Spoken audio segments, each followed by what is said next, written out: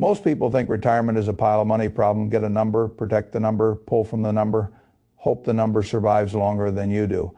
I have never trusted retirement that way, because once you look closely enough, retirement is not really a pile of money problem at all. It is a pressure problem. That is the line I want you to hold in your mind while I talk to you. The real question in retirement is not simply how much you have, it is how much pressure you force your portfolio to carry. That is the mother line for this whole story: pressure, not just balance pressure, because two retirees can start with the exact same $1 million and end up living in completely different emotional and financial worlds depending on one simple decision. How much of their future income must come from markets behaving well? That is the decision hidden inside this whole debate about withdrawal rates and annuities and income floors and legacy.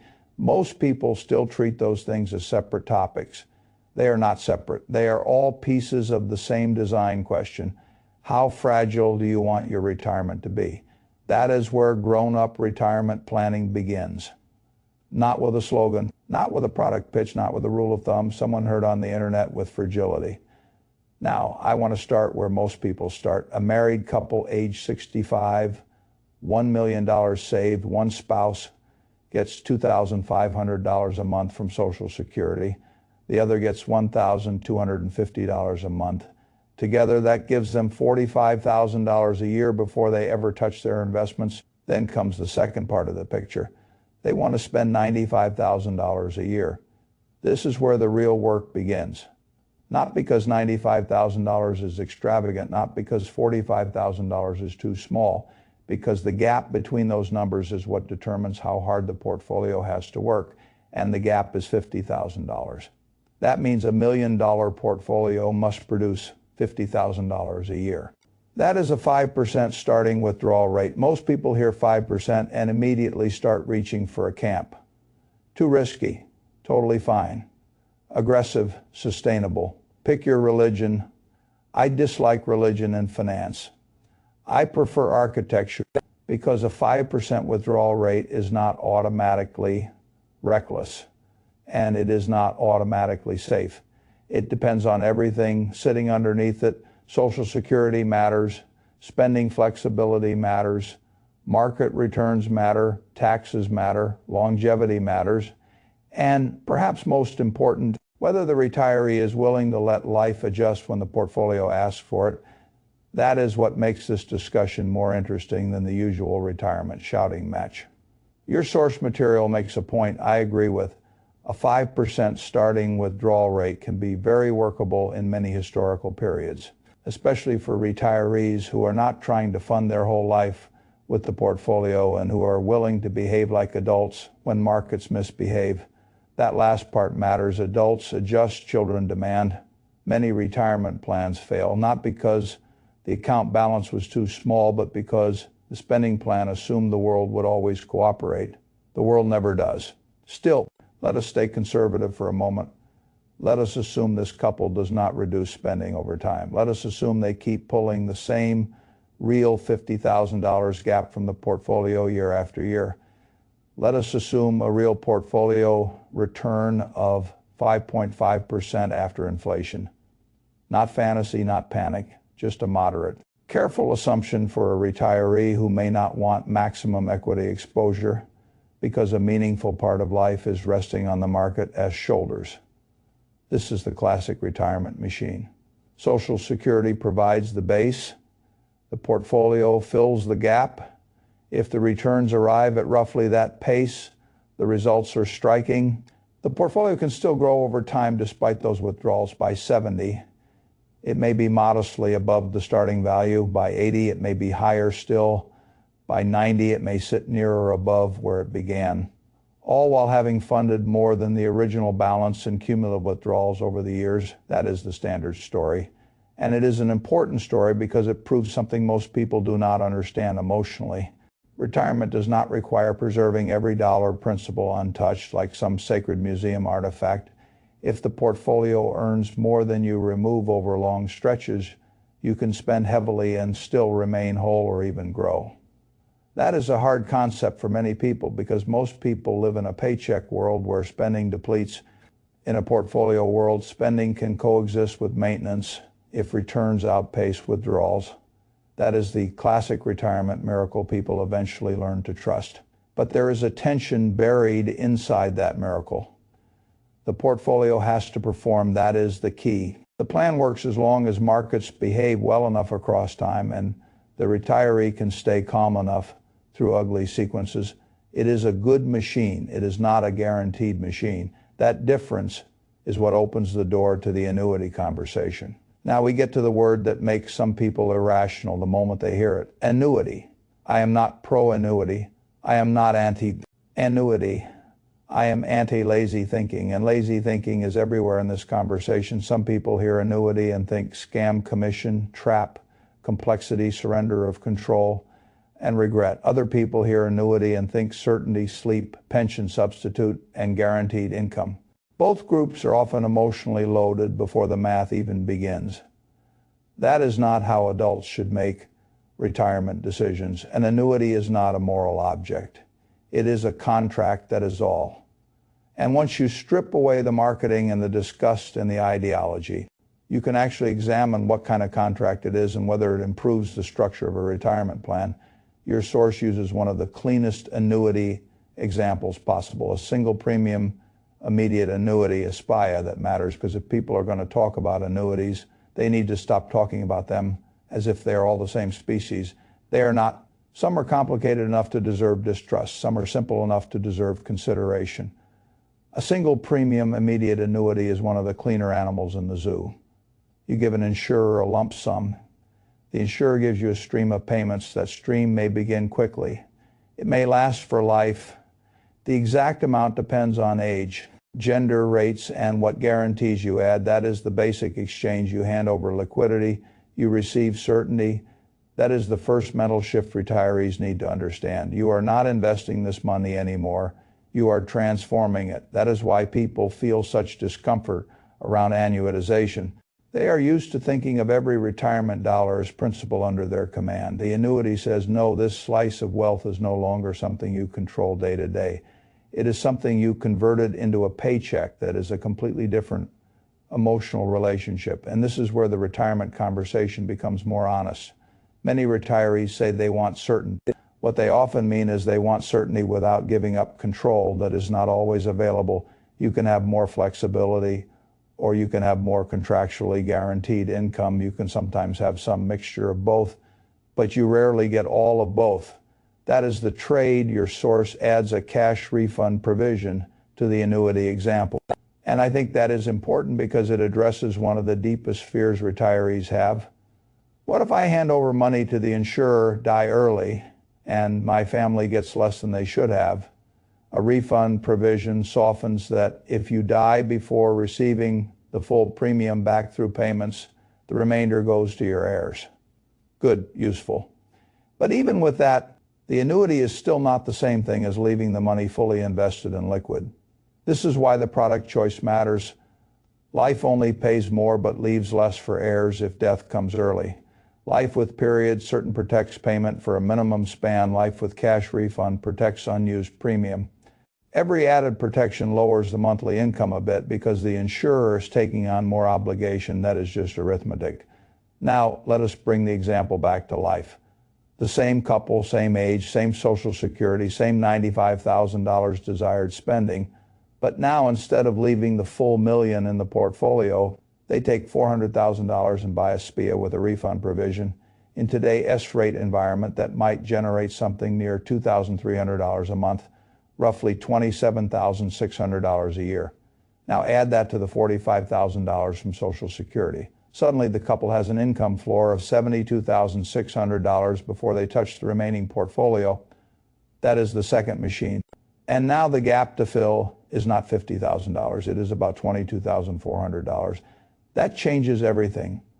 I want you to really feel what happened there. The portfolio did not become larger. It became lighter. The burden resting on it was cut by more than half. And once the portfolio burden is cut that much, the retiree's whole relationship with risk begins to change. That is what most people miss. They think annuities are mainly about adding income sometimes, but at a deeper level, they are often about removing pressure. And removing pressure is one of the most powerful things you can do in retirement, because pressure is what turns normal volatility into fear. Pressure is what turns a bad year into a threat. Pressure is what forces a retiree to stare at every market drop like it is a personal emergency. That is why income floors matter so much. The stronger the floor, the less every market swing has a chance to feel existential. And that is where the annuity begins doing more than its monthly check suggests. Once most of the desired spending is covered by Social Security plus annuity, the remaining portfolio can often be invested more aggressively. That is the paradox the average person misses. The annuity feels conservative because it is a guaranteed stream, but by reducing the need for the portfolio to behave like a bond substitute, it can actually allow the remaining portfolio to own more growth. That is what the source shows very well. If the remaining $600,000 can now pursue a 7% real return rather than 5.5%, because the retiree no longer needs it to carry the same burden of monthly survival, then the portfolio S-long run behavior changes dramatically. The withdrawals are smaller, the growth assumption is higher. Over decades, that can create a very large ending value. By age 90, in the example, the annuity may have paid out far more than its original costs. The couple may have collected over $1 million from Social Security, and the portfolio may still have grown to something like $1.8 million despite years of spending. That is a serious outcome. And it forces an uncomfortable question into the room. What if giving up control of one slice of wealth actually allows the rest of the wealth to grow more powerfully? That is the tension many retirees need to sit with, because this is not a simple fight between annuity good and annuity bad. It is a structural question. Do you want maximum liquidity or maximum probability that your income floor can survive you? Do you want total control of every dollar? Or do you want some dollars transformed into guaranteed lifetime cash flow so that the remaining dollars can work less like a lifeboat and more like an engine? That is the real conversation. Now let me give names to the mechanisms inside it, because that helps people think clearly. The first mechanism is the income floor. This is the combined guaranteed stream from Social Security, pensions, and any annuity. The stronger the floor, the less pressure on the portfolio. That is the foundation. The second mechanism is what I call withdrawal pressure. This is the amount the portfolio must produce every year for life to work. The more withdrawal pressure you apply to the portfolio, the more sequence risk matters. The less pressure you apply, the more the portfolio can survive and even flourish through bad timing. The third mechanism is the control premium. This is the emotional and financial value retirees place on keeping money liquid and under their direct command. Some people value this enormously, and not without reason. Medical needs change, family needs change, markets change, life changes, liquidity is real power. Handing a lump sum to an insurer means surrendering some of that power. The fourth mechanism is the legacy engine. This is what remains available for heirs. A fully invested portfolio, if it survives and grows, can create a very large inheritance. An annuity may reduce that direct inheritability, especially if death comes early and guarantees are limited. On the other hand, if the annuity lifts pressure off the portfolio enough that the remaining invested assets compound more aggressively and survive more easily, then the legacy may actually improve. This is why the inheritance conversation is never as simple as anti-annuity people want it to be. The fifth mechanism is what I call longevity leverage. This is where annuities become most valuable. The longer you live, the more valuable the guaranteed lifetime payment becomes. That is the insurer S side of the contract. If you die early, the insurer may win the exchange unless protections soften the result. If you live deep into your 80s and 90s, you may receive far more than you paid in. In a world where longevity risk is one of the great hidden threats to retirement, that matters. Now let us talk about the most important emotional truth of all this. Retirees do not really fear volatility. They fear volatility plus dependency. That is the part people still fail to say clearly enough. A person with $2 million in low spending may not care much about market swings. A person with $1 million and a $50,000 gap pulled from the portfolio every year cares a great deal more. It is not the volatility alone. It is the pressure plus the volatility. That is why the same bear market can feel like a buying opportunity to one person and like a cardiac event to another. Retirement is not just math. It is exposure. What are you exposed to? And how much of your daily life depends on things outside your control behaving kindly. That is why some people love the hybrid strategy. They are not buying the annuity because they expect it to maximize every line on a spreadsheet. They are buying it because they want to reduce the number of things that can hurt them all at once. That is a rational desire. Now let us be fair and say what the hybrid strategy costs control. This cannot be brushed aside. When you annuitize, that money is no longer liquid. You cannot wake up in 7 years and change your mind and get the original lump sum back because you had a new investment idea or a family need. The contract is the contract. That rigidity is exactly why some people reject annuities completely. They value flexibility above certainty. Fine, that can be rational too. This is why I say the conversation should be pro-conversation, not pro-product or retiree with no pension. Weak Social Security, deep fear of market risk, and a long family history of longevity may find a hybrid structure deeply sensible.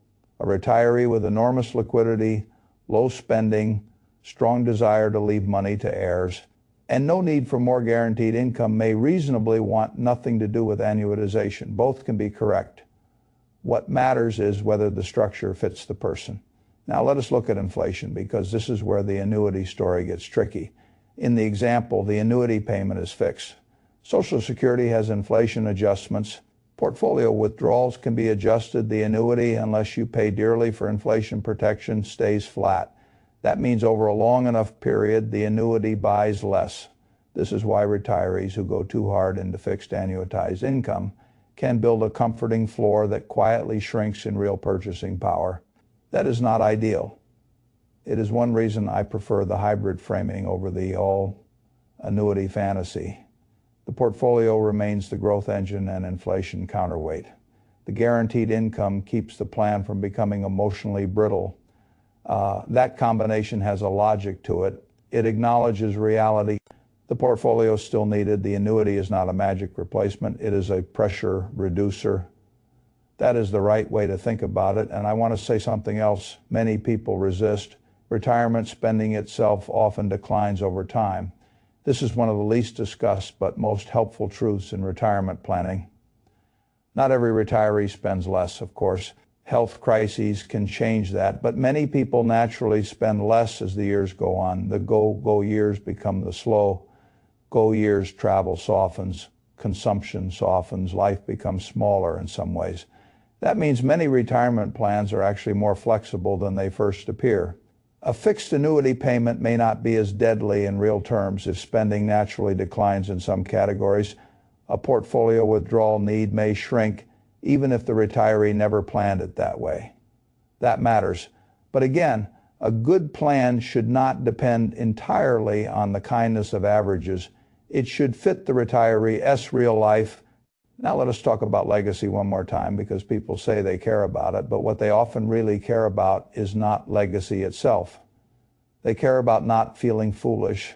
They do not want to hand money to an insurer and then die early and leave the family feeling cheated.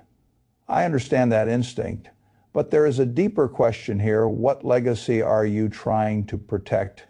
A bigger inheritance, or a retirement that did not become a burden, a panic, or a forced austerity project, because those things matter too.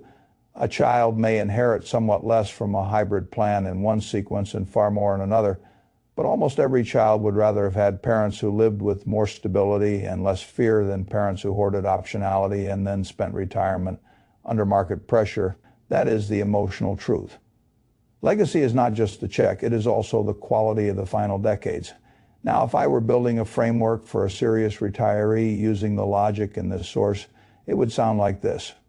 First, calculate your income floor, not what you wish it were. What is actually guaranteed from Social Security, pension, or other fixed sources. Second, calculate the gap. The gap is the amount the portfolio must fill for life to work. Third, ask whether that gap makes the portfolio carry too much pressure relative to your tolerance, your health, and your longevity risk. Fourth, if the answer is yes, consider whether a guaranteed income product could shrink that pressure enough to improve the durability of the whole plan.